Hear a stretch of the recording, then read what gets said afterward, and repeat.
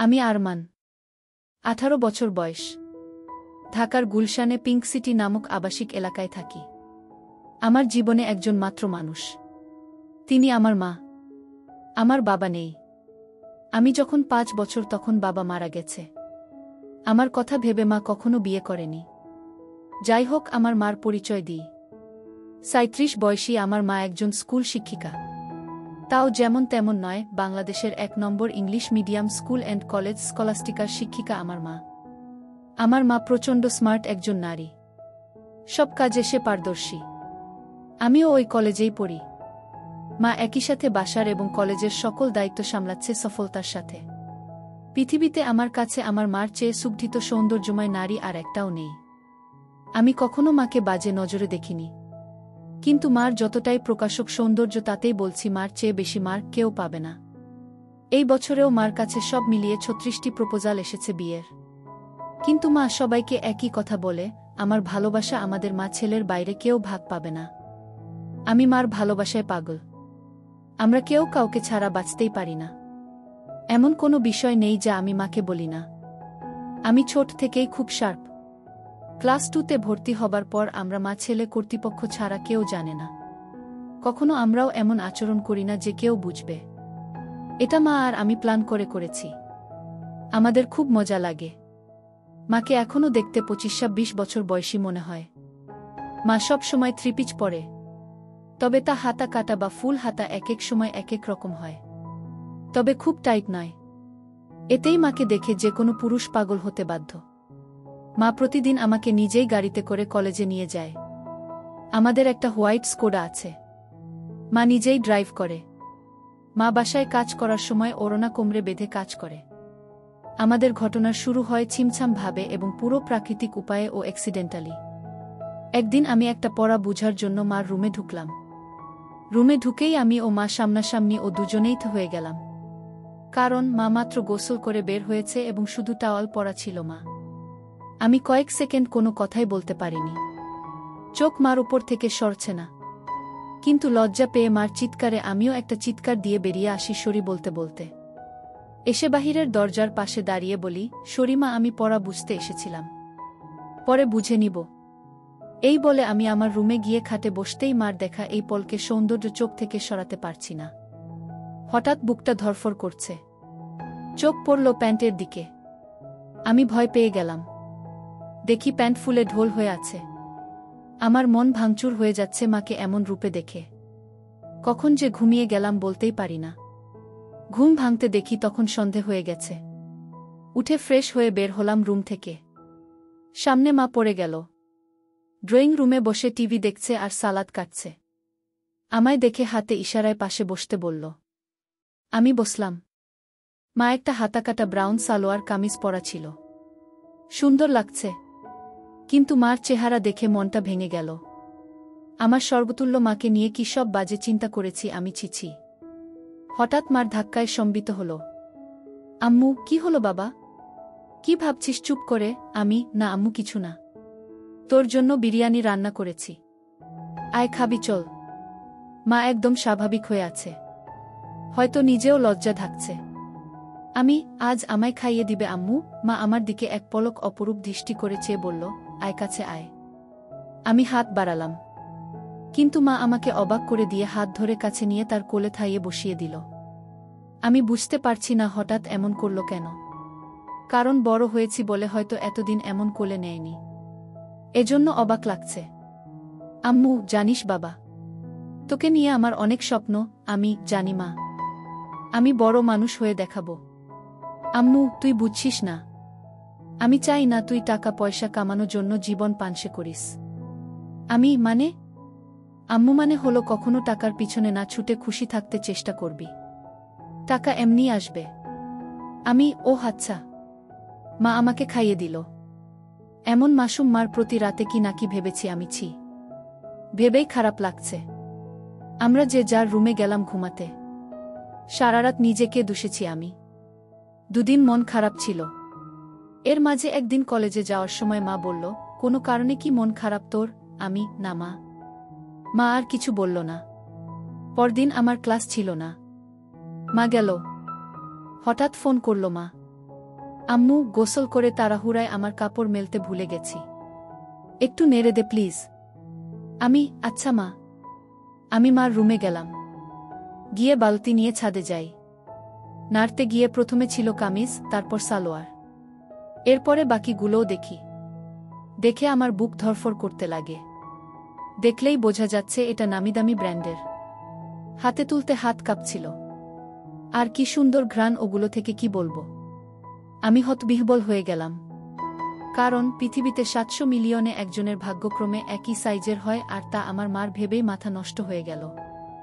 পাগল হয়ে যাব মনে হয়, এমন দশা। আমি কোনোমতে ওগুলো একটা সাইডে নেড়ে দিলাম যেন বাহিরে কার চোখে না পড়ে। দৌড়ে রুমে এসে পড়ি। ইচ্ছা করছিল একটাবার হাত দিয়ে শান্তি করি, কিন্তু এর ভয়াবহতা বিশাল বলে নিজেকে সামাল দিই। এরপর ইন্টারনেটে দেখতে লাগলাম এসব চিন্তা নিয়ে। দেখি অসাধারণ বিষয়। স্বামী মারা গেলে ছেলেই মায়ের দায়িত্ব নিবে এবং সব খেয়াল রাখবে, তা শারীরিক মানসিক সব হতে পারে, এটা বেদে লেখা। নারী অন্য কোনো দেহের সাথে জড়াতে না চাইলে বাসনা পূরণ করা সন্তানের দায়িত্ব। আমি কি করব বুঝতে পারছি না। এসব ভাবতে ভাবতে ঘুমিয়ে গেলাম। উঠলাম মার ডাকে। দেখি মা সামনে দাঁড়ানো। বসল বিছানায় ও আমার মাথায় হাত বুলিয়ে বলল, ঘুম হলো সোনা? আয় খাবি আয়। আমি উঠে গেলাম ডাইনিং রুমে। মা চা বিস্কিট এনে বলল, চল ছাদে বসি। আমরা ছাদে বসলাম। গিয়েই মা কাপড় দেখে বলল, আমি আজ ভুলেই গেছিলাম। এই রে, আমার ওই কাপড়গুলো কোথায়? আজ কি ধুইনি নাকি? না মা, ওই পিছনে আছে। এমনভাবে বলল যেন ছেলের সামনে এগুলো কোনো বিষয় না। মা সব কাপড় তুলে হাতে নিল। আম্মু গরমের ছুটিতে দিয়ে দিল। বলো কোথায় যাবে ঘুরতে? আমরা তো বাসায় সময় কাটাই না। চলো এই ছুটি বাসায় নিজেদের সময় দিই। মা অপলক তাকিয়ে আছে আমার দিকে। কি মা? ভুল বলেছি। মা আমার গালে হাত বুলিয়ে বলল, কোনো ভুল বলিসনি সোনা। তুই অনেক বড় হয়ে গেছিস বাবা। Love you baby. বলেই মা আমায় জড়িয়ে ধরল। এটা অবশ্য সব সময় হয়, কিন্তু আজ ভিন্ন একটা ঘ্রাণ আসছে মার গায়ে। এটা মমতা আর কি একটা ভিন্নতা বুঝলাম না। তো পরদিন আমি টিভি দেখছি আর মা ঝাড়ু দিচ্ছে। আমি দেখলাম মা আজ ওড়না পরেইনি, আর ঝাড়ু দেওয়ার সময় সব ঝলক দিচ্ছে। আমি জানি না কেন চেয়ে চেয়ে মাকে দেখছিলাম। হঠাৎ একবার আমিও মার দিকে তাকালাম, মাও তাকালে, চোখাচোখি হল। আমি খুব ভয় ও লজ্জা পেয়ে গেলাম। মা না জানি কি ভাবছে। আমি আর তাকালামই না। ভয়ে ভয়ে আছি কি যেন বলবে আমাকে। এমন সময় কাজ শেষ করে এসে মা পাশে সোফায় বসল, আমার গা ঘেঁষে আমার কাঁধে হাত রেখে।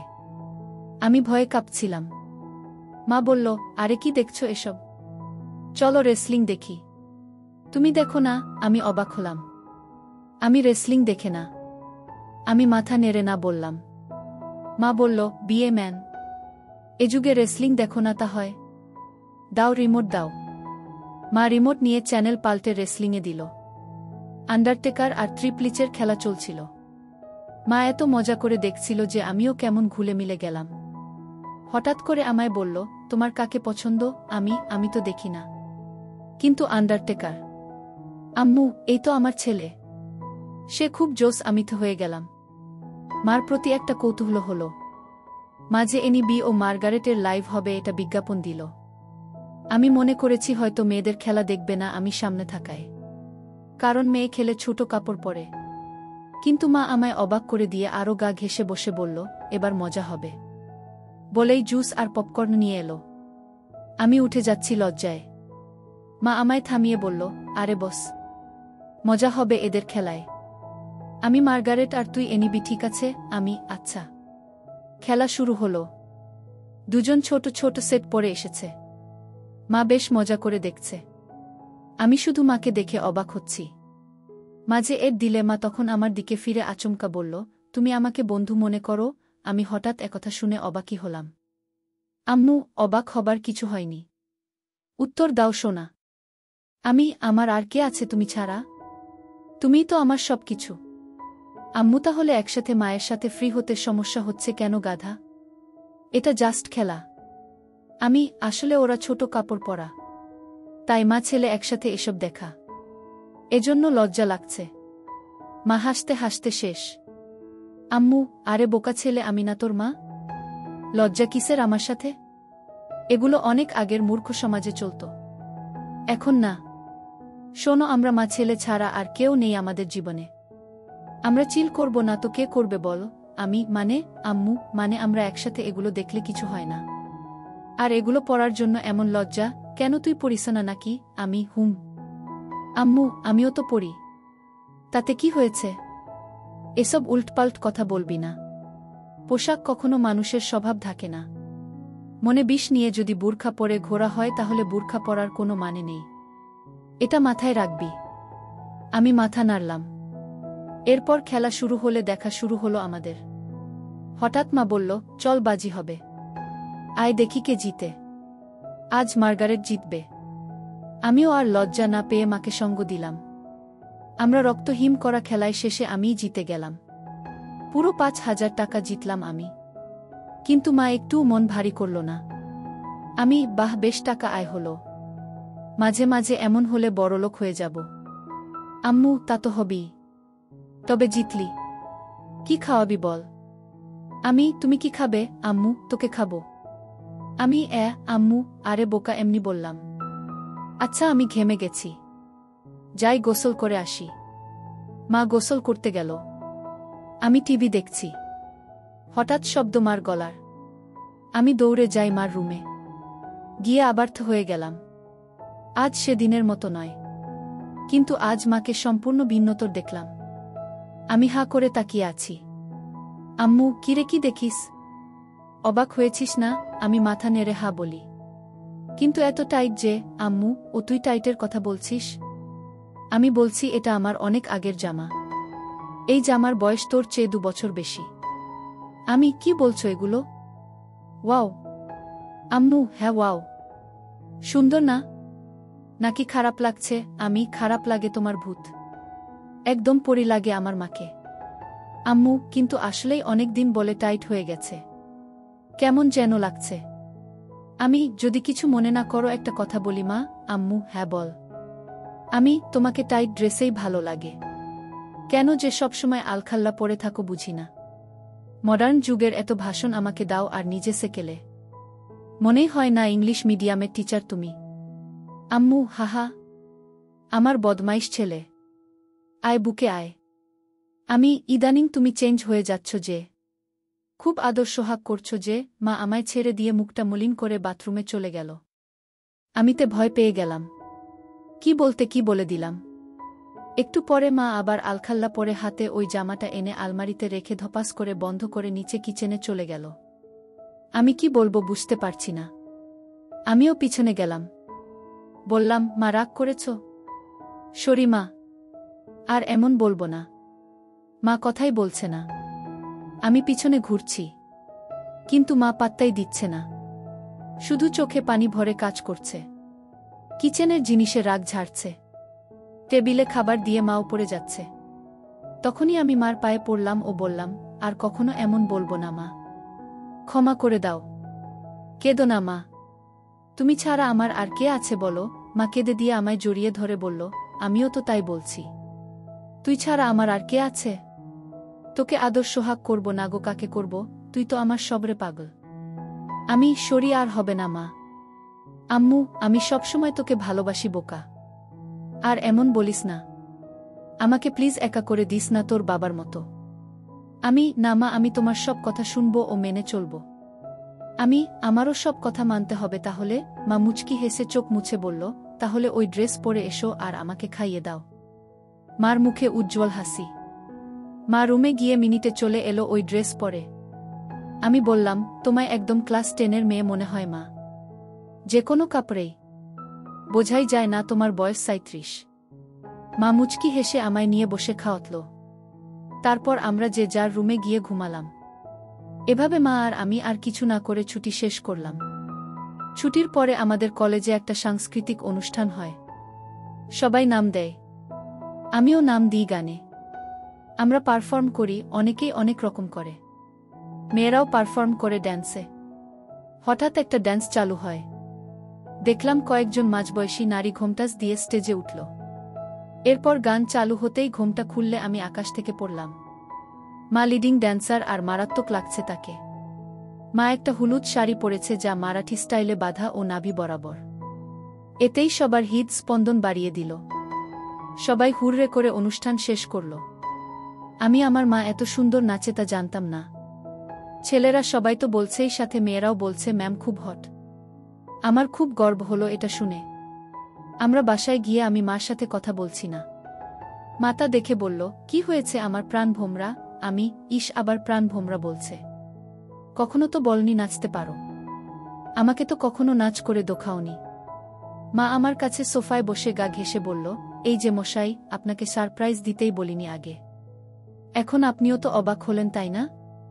আপনার জন্য এত কিছু করলাম আর আপনি যদি মন খারাপ করে থাকেনও তাহলে হয়? সরি। আমি, আচ্ছা ঠিক আছে। তুমি এত সুন্দর নাচতে পারো আমি জানতামই না। আর কি ড্রেস পরেছ তুমি ওখানে, আমি অবাক। কখনো তো এমন খোলামেলা পোশাকে দেখিনি। আম্মু, খোলামেলা কই? এত মারাঠি স্টাইল। আর খোলামেলা কি বলছো? আমাকে কি খুব খারাপ লাগছিল? আমি, নাউজুবিল্লাহ। তোমাকে আর খারাপ লাগবে তা অসম্ভব।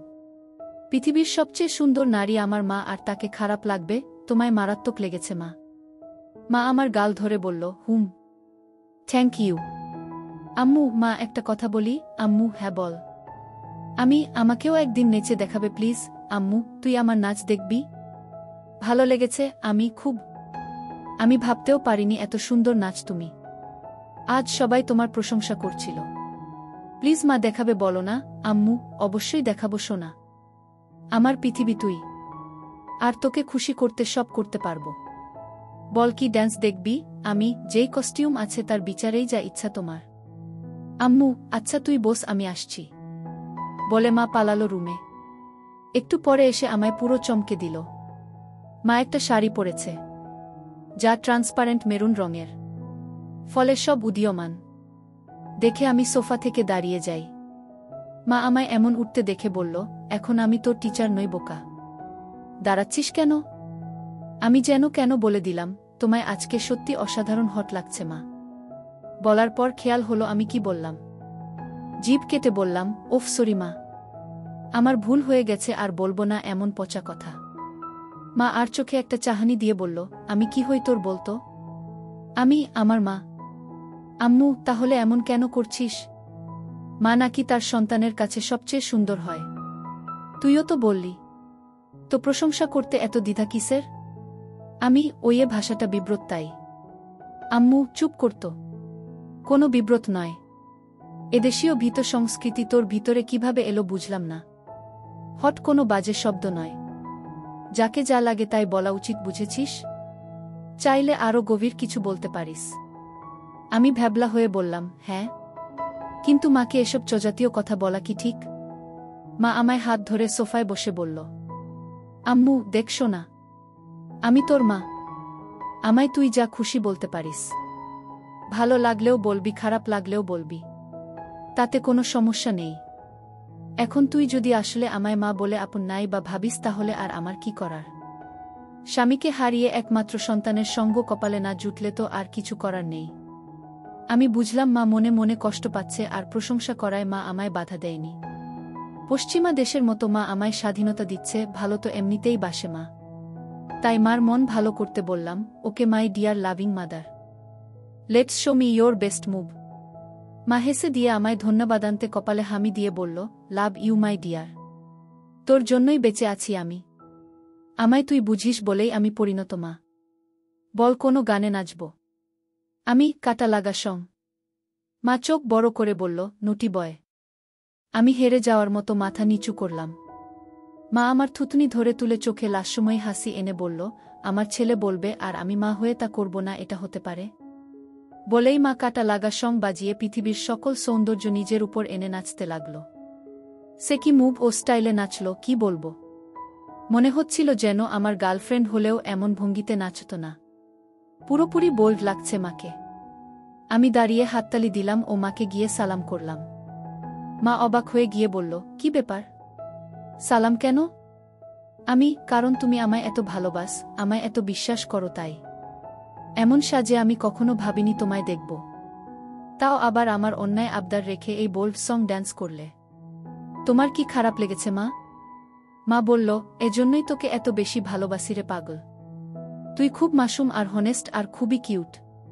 শোন তাহলে, তুই আমার একমাত্র সন্তান আর একমাত্র সঙ্গী, যাকে নিয়েই আমার জীবন মরণ সব। তোর কাছে খারাপ লাগার কিছু নেই। আমি তোকে ভালোবাসি রে পাগল। আর এমন কেমন বলিস? এটা একদম স্বাভাবিক। আমি চুপ করে রইলাম। মা কয়েক সেকেন্ড আমার দিক তাকিয়ে থেকে বলল, আচ্ছা এখন গোসল করে আসি। মা চলে গেল। আমি আর পিছন দেখার কেমন মনোবল পাচ্ছি না। তবে 10 মিনিট পর হঠাৎ মার ডাক এলো। আমি মার রুমে যেতেই আবারও সেই মুহূর্ত সামনা করলাম। মাকে এরূপে দেখে বুক ধকধক করছে। আমি কিছু বলতে পারছি না। কিন্তু মা আমায় দেখে মোটেও বিচলিত নয়। একটু কড়া কণ্ঠে বলল, বস বিছানায়। আমি কি করব বুঝতে পারছি না। মা এবার আরও একটু কড়া হয়ে বলল, বসতে বললাম না। আমি চট করে বসলাম। মা আরেকটা তোয়ালে দিয়ে চুল মুছে তাতে বেঁধে এসে আমার পাশে বসল। আমি নিচের দিকে মুখ করে আছি। আম্মু, আমার দিক তাকা। আমি তাকালে মা বলল, আমি তোর কি? আমি মা। আম্মু, আমি খেয়াল করছি সেই দিন এমন তোয়ালে পরা দেখার পর থেকে তুই পাল্টে গেছিস। কেন এমন কেন করছিস? আমি সরি মা। আমি আসলে সেদিন একটা পড়া বুঝতে এসেছিলাম। জানতাম না তুমি গোসল করে তোয়ালে পরে বের হয়েছিলে, তাই ঢুকে পড়ি। আর হবে না মা, ভুল হয়ে গেছে। আম্মু, আর একটা কথা বললে একটা চড় মারব। তোকে সারা জীবন এই শিক্ষা দিয়েছি আমি।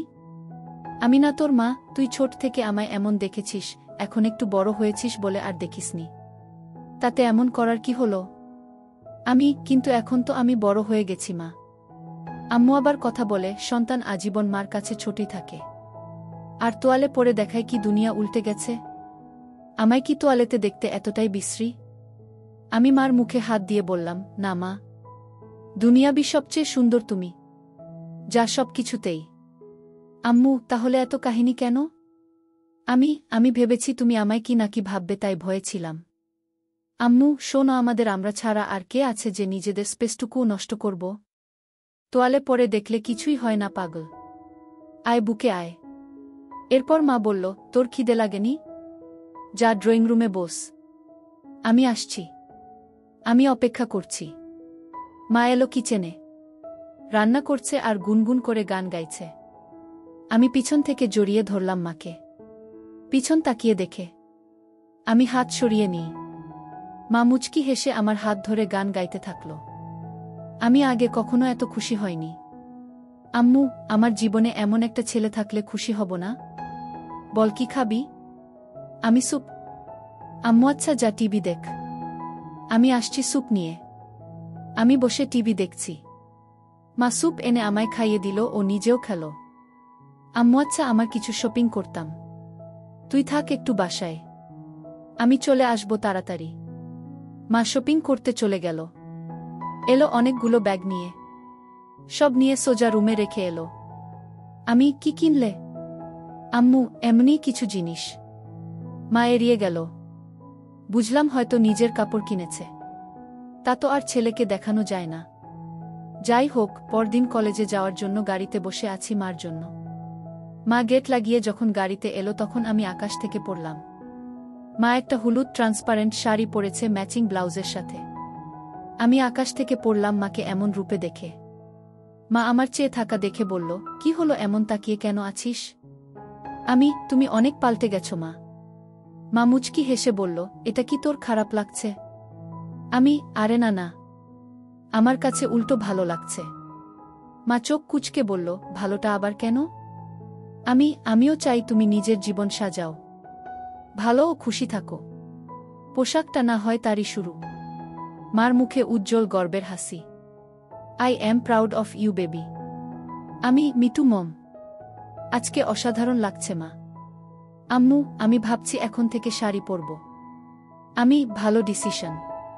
কিন্তু শুধু শাড়ি কেন? আম্মু এমনি না হলে আর কি পরা যায় বলতো? আমাকে জিজ্ঞেস করছো? মা কাকের মতো আশেপাশে তাকিয়ে বলল, আর কাউকে দেখছিস গাড়িতে?